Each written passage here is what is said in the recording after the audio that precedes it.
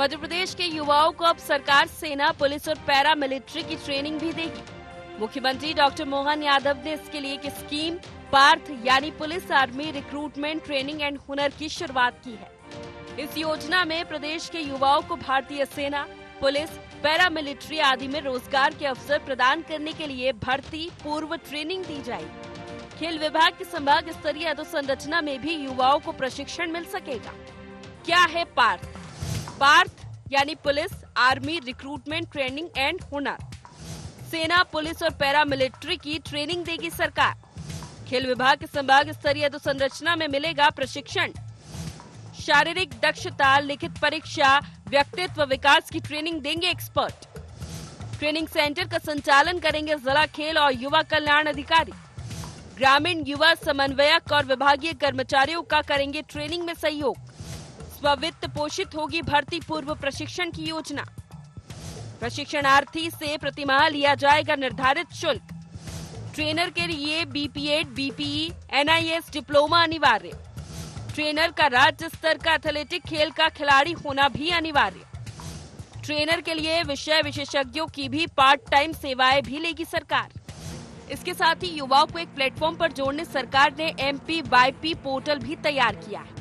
इसका उद्देश्य युवाओं को कौशल विकास, करियर मार्गदर्शन और रोजगार के अवसरों में जोड़ना है।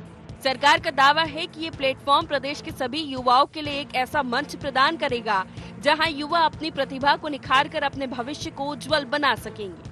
पुलिस और आर्मी की भर्ती के लिए युवाओं को बहुत अच्छी ट्रेनिंग नहीं मिलती थी और यदि प्राइवेट सेक्टर में वो जाते थे तो उसमें उन्हें बहुत पैसा लगता था।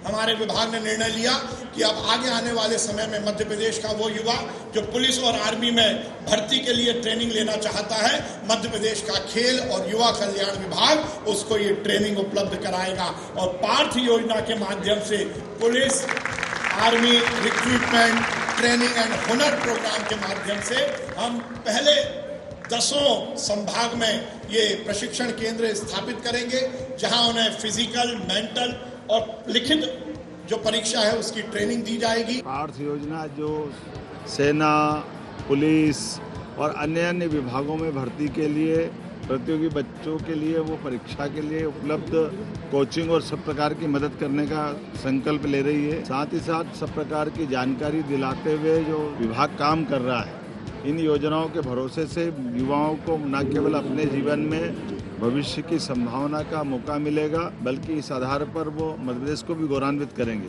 सरकार इसे प्रदेश के युवाओं को प्रधानमंत्री नरेंद्र मोदी के विजन विकसित भारत 2047 से जोड़ने की कोशिश बता रही है तो कांग्रेस इसे गुमराह करने की कोशिश करार दे रही। कांग्रेस का कहना है कि जब प्रदेश में भर्तियां ही नहीं निकल रही, भर्ती परीक्षाओं में भ्रष्टाचार का बोलबाला है, तो ऐसे प्रशिक्षण कार्यक्रमों का औचित्य ही क्या है। 300 योजनाएं चलाई मुंह से और समाप्त हो गई कब पता ही नहीं चला। 73 योजनाएं 33 विभाग के समाप्त कर दी, अब नई योजना फिर ले आए। पुलिस विभाग की ट्रेनिंग की योजना है और पुलिस विभाग की नौकरी निकलेगी, तो उस ट्रेनिंग को देके क्या उनको और परेशान करोगे? तो नौकरी तो दो ट्रेनिंग के पहले, उस पर तो बात करो आप। तो ये सरकार सिर्फ इवेंट करने की सरकार है, झूठ बोलने की, हेडलाइन बनाने की सरकार, विज्ञापन देने की सरकार है। साल में 2 लाख युवाओं को रोजगार बीजेपी के संकल्प पत्र में था। डॉक्टर मोहन यादव सरकार इस संकल्प पूरा करने की कोशिश में लगी है। सरकारी स्तर पर रिक्त पदों को भरने की कोशिश की जा रही है तो औद्योगिक निवेश के जरिए रोजगार के अवसर सृजित किए जा रहे हैं। इसी कड़ी में सरकार ने पुलिस, मिलिट्री और पैरा मिलिट्री में मध्य प्रदेश के युवाओं को अवसर देने के लिए पार्थ स्कीम की शुरुआत की है। देखना यह है कि ये योजना युवाओं के लिए कितना मददगार साबित होती है। Bureau report, IND 24।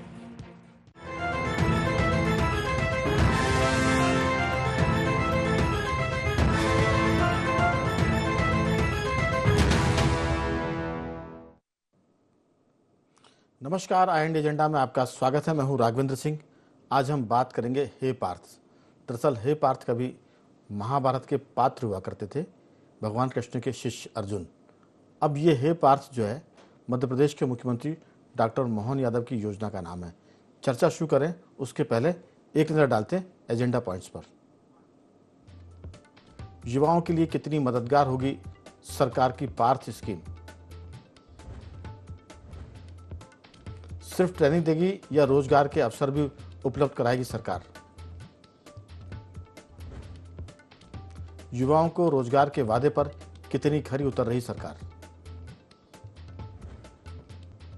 शुरू होने के पहले ही पार्थ स्कीम में विपक्ष को क्यों दिखने लगी खामी। तो इस चर्चा पर ये 4 मुद्दे तो रहेंगे, लेकिन इसके आगे पीछे भी हम बात करेंगे कि आखिर सरकार की मंशा क्या है। चर्चा में जुड़ेंगे इस स्काइप पर हमारे साथ हमारे 3 विशेष मेहमान, मध्य प्रदेश के वरिष्ठ पत्रकार श्री रमेश शर्मा जी, कांग्रेस के प्रवक्ता और किसान नेता केदार शंकर सिरोही जी और भाजपा के प्रवक्ता ब्रजगोपाल लोया जी। आप सभी का बहुत बहुत स्वागत है। चर्चा की शुरुआत शर्मा जी आपके साथ कि आखिर ऐसी क्या जरूरत आन पड़ी कि पार्थ योजना को सरकार लागू करने पर उतर आई। कांग्रेस कहती कि नौकरियां हैं नहीं और आप योजना ला रहे हैं, तो इस योजना का मतलब क्या है?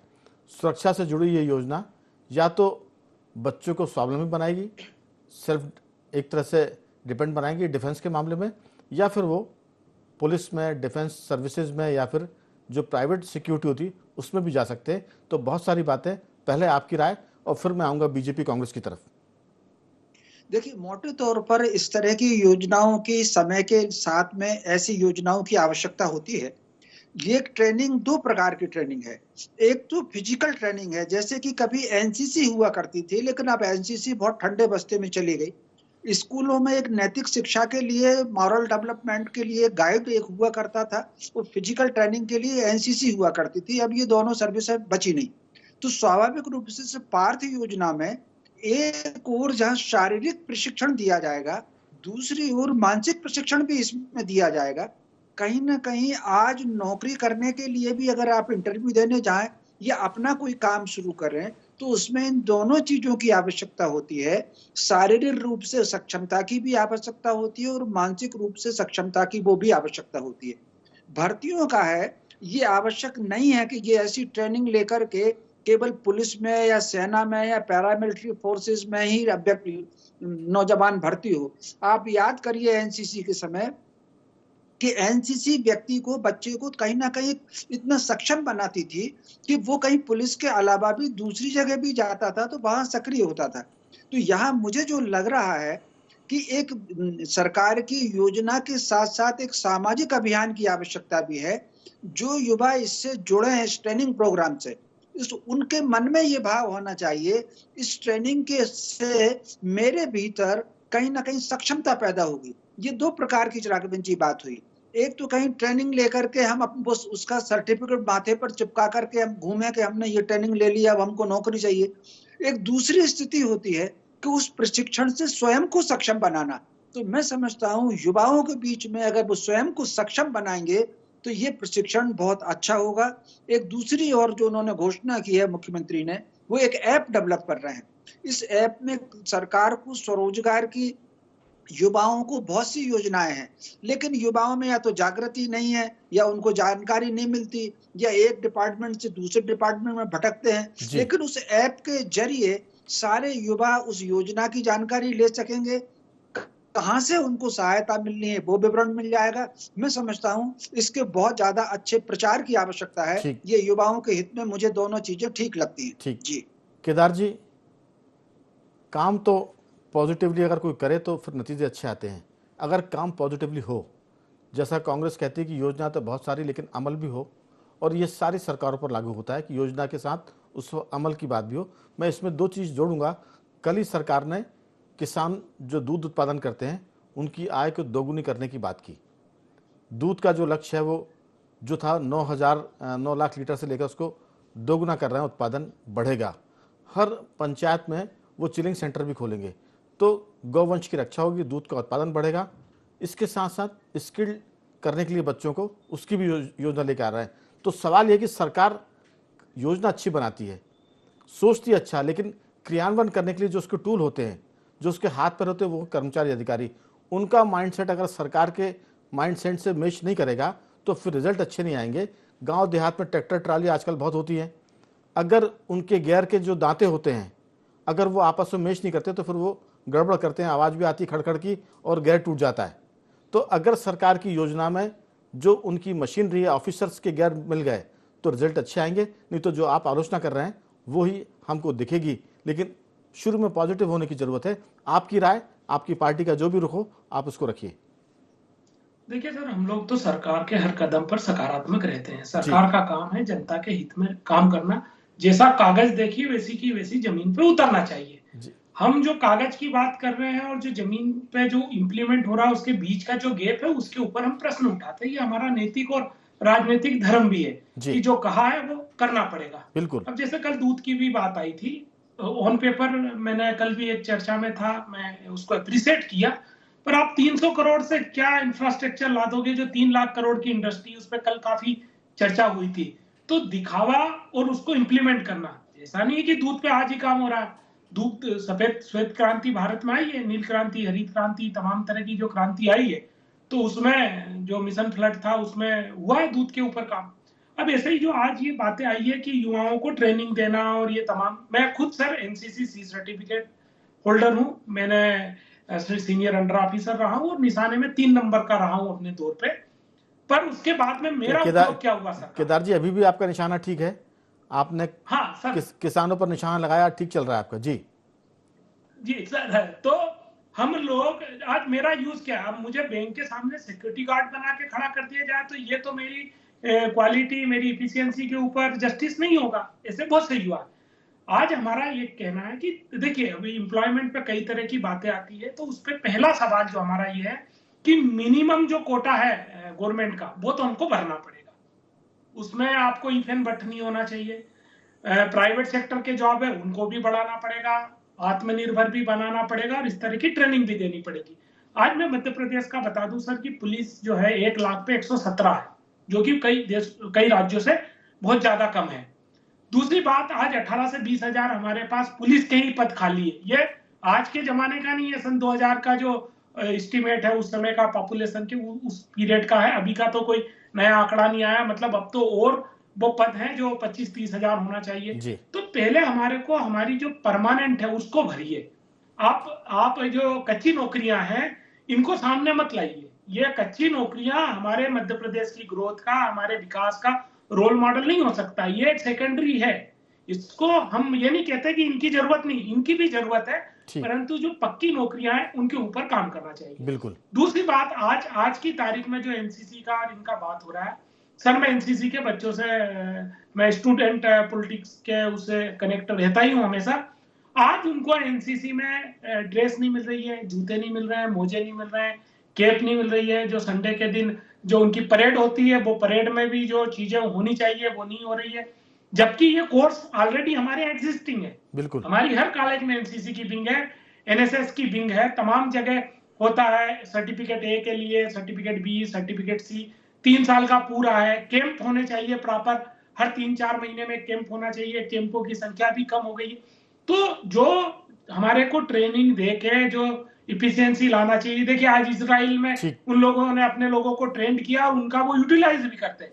हमारे यूटिलाइज क्या उनका? बिल्कुल। आप सिर्फ कागज बांटने से काम नहीं होगा। बिल्कुल, हमको इसको कैटेगराइज करना पड़ेगा। उनकी रिस्पॉन्स, अच्छा मैं ट्रेंड हूँ तो क्या मुझे 2 घंटे के लिए पुलिस विभाग ट्रैफिक के लिए जिम्मेदारी देने के लिए तैयार है? यही बात, ये जो सवाल है इन्हीं के जवाब हम लेते हैं लोया जी से।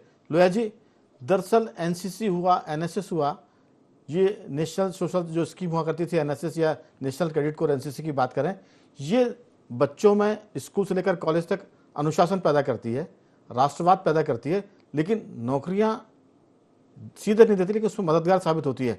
जो केदार जी सवाल कर रहे हैं, जो विपक्ष का सवाल है कि सरकार क्या नौकरियों की व्यवस्था करेगी, खासतौर से जो पद आपके खाली पड़े हुए हैं हजारों की तादाद में, या सिर्फ ट्रेनिंग देंगे, सर्टिफिकेट देंगे, उसके बाद वो लेके घूमेंगे? आपकी राय?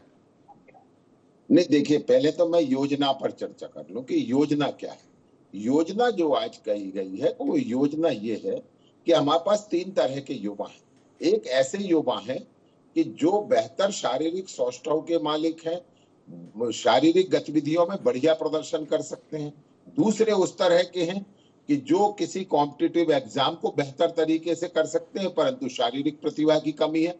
और तीसरे ऐसे जो दोनों कर सकते हैं मगर संसाधनों के अभाव में वो बेहतर ट्रेनिंग और कोचिंग से वंचित रह जाते हैं।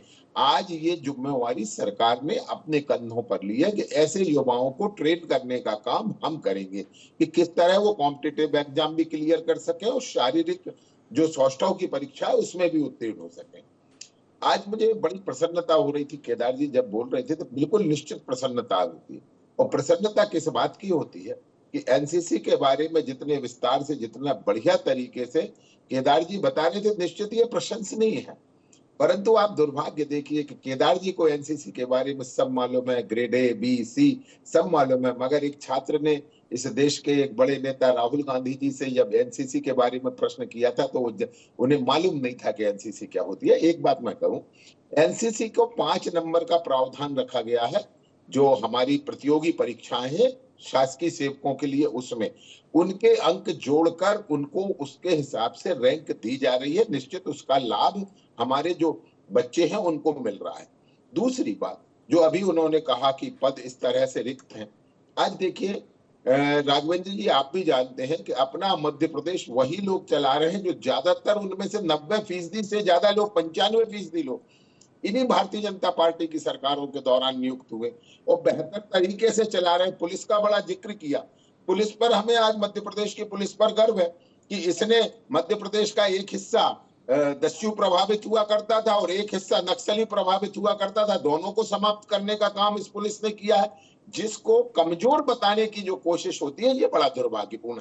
और मैं एक बात और कहता हूँ, जो योजना सरकार ने आज लाई है उस पर चर्चा है, वहां चर्चा कीजिए ना। लोया जी ये बताइए आखिर प्रतिपक्ष करे क्या?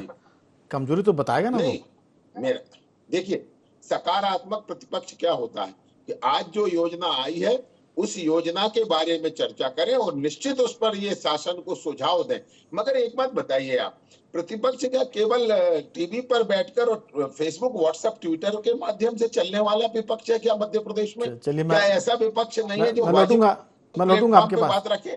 सदन की कोई कमेटी ऐसी नहीं है जिसमें कांग्रेस के हमारे मित्र विधायक नहीं है क्या? वो कभी अपनी मंशा वहां बताते हैं? विधानसभा के सत्र के दौरान बताते हैं? नहीं बताते। मैं फिर से कह रहा हूँ, केवल मीडिया और सोशल मीडिया के सहारे राजनीतिक दल नहीं चला करते हैं। थोड़ा सा आप विपक्ष जैसी भूमिका अदा करके देखिए, आपको भी अच्छा लगेगा, प्रदेश की जनता को भी लगेगा, और सरकार भी आपके वाजिब सुझावों को मानने तैयार बैठी है। लोया जी, मैं ज्यादा लोगों की तो बात नहीं करता, लेकिन केदार जी के बारे में कह सकता हूं कि वो तथ्यों पर बात करते हैं, सरकार की जहां आलोचना होती है वहां आलोचना करते हैं, और जहां वो पार्टी की मर्यादा से अलग आके सरकार की कई बार प्रशंसा भी करते हैं। तो ये थोड़े से अलग है, इसलिए आप सबको मैंने भी एक की प्रशंसा की उनके माध्यम से, जो उन्होंने एनसीसी के बारे में कहा, मैं भी प्रशंसा करता हूं। और मैं इस बात को कहता हूं, हमारे राजनीतिक मतभेद हो सकते हैं, विचारधारा का मतभेद हो सकता है, परंतु मध्य प्रदेश के युवाओं का कल्याण हो, उनका जीवन स्तर बेहतर हो, इसमें काय का मतभेद है? चलिए शर्मा जी, मैं लौटूंगा आपके पास, आता हूँ। मित्रों को समझाना चाहिए अपने नेताओं को। आता हूं मैं आपके पास। शर्मा जी, बड़ी अच्छी चर्चा हो रही है और इस चर्चा में सबसे खास बात है कि गुण दोष के आधार पर बातचीत हो रही है। सिर्फ विरोध के नाम पर ना तो विरोध हो रहा है और ना प्रशंसा के नाम पर प्रशंसा हो रही है। आपकी राय कि सरकार को नौकरी के साथ साथ जो एनसीसी का मामला है उसको मैंडेटरी करने की भी जरूरत है, क्योंकि अब जैसा केदार जी कहते हैं कि एनसीसी है तो एनएसएस है तो, लेकिन मेरा मानना है कि वो कागजों पर ज्यादा है, क्योंकि जूते चप्पल तक उनको नहीं मिल रहा है, जो उनकी ड्रेस होती है वो नहीं मिल रही है, और जो हफ्ते में एक दिन परेड का सिस्टम है वो भी नहीं हो पाता है। आपकी राय, खाली सिर्फ ये पार्थ से काम नहीं चलेगा, पार्थ को आगे ले जाने की जरूरत है। छोटी सी टिप्पणी आपकी। ये बिल्कुल आपने ठीक कहा, पार्थ को आगे ले जाने की जरूरत है। आपको अगर ध्यान हो तो एनसीसी की चर्चा मैंने भी की थी जी, लेकिन अब वो एनसीसी कहीं ना कहीं बहुत ठंडे बस्ते में चली गई। हर विद्यालय में एक एनसीसी के टीचर हुआ करते थे, गाइड के टीचर हुआ करते थे, अब वो परंपरा भी समाप्त हो गई। ये जो पार्थ ट्रेनिंग है, मेरा ऐसा मानना है कि आपने जैसा कि कहा है कि योजना बनाना पर्याप्त नहीं होता, उसका क्रियान्वयन पर्याप्त होता है। वो मिशनरी करती है। योजना किसी की भी हो, कांग्रेस की हो, भाजपा की हो, अगर फेल होती है तो वो तंत्र के कारण फेल होती है। बदलाव जो है 22, 24, 32, 34 मंत्रियों का ही होता है, बाकी पूरा तंत्र तो वही का वही रहता है। तो लेकिन इस योजना को, ये योजना अच्छी योजना है, इस योजना को केवल और केवल नौकरी का माध्यम ना बनाया जाए।